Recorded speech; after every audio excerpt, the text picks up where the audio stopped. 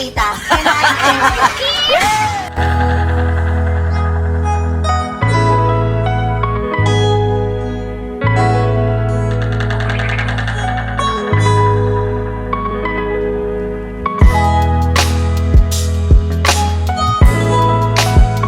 Good evening, everyone. Ito po ang inyong lingkod, Jovel Rosales. Ano pa mga ba? Ang inyong isinusulsol sa akin. Ay! Imaritas mo na, dali!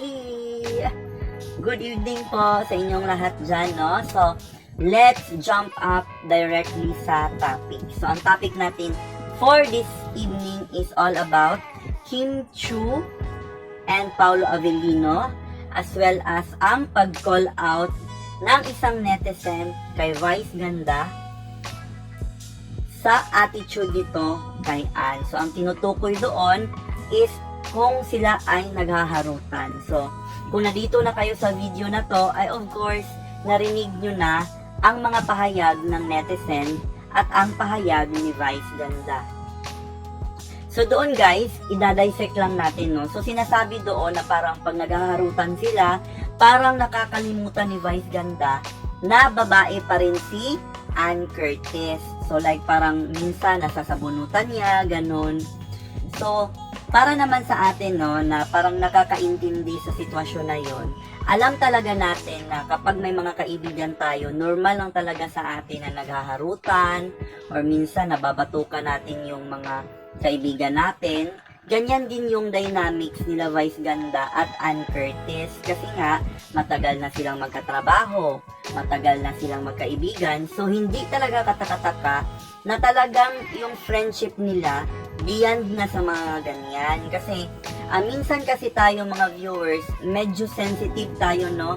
Sensitive in a way na hindi na rin tama. Kasi hindi naman natin alam na close sila sa totoong buhay and wala tayong karapatan na ano yun, yung parang magpa-feeling close din sa kanila kasi alam naman natin na nakikinig lang tayo, nanonood lang tayo, so maybe may point din doon na talagang minsan naman talaga medyo ano na yung mga jokes ni Vice, pero para kasi kay Ann, parang ano lang yun talaga yung dahil close sila, dahil friends sila, okay lang yon. So, kayo na lang si Ann Curtis para kayo na lang din yung mag-react. Parang gano'n.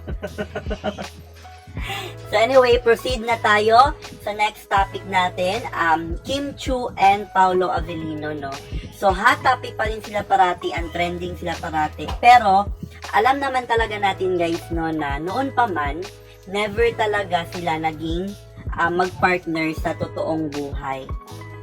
Kim Chiu and Paolo Avellino is on-screen partner lang talaga sila. So, ibig sabihin ng on-screen partner, magkaibigan lang talaga sila sa mga project nila sa TV or kung meron man silang mga collaboration na ginagawa.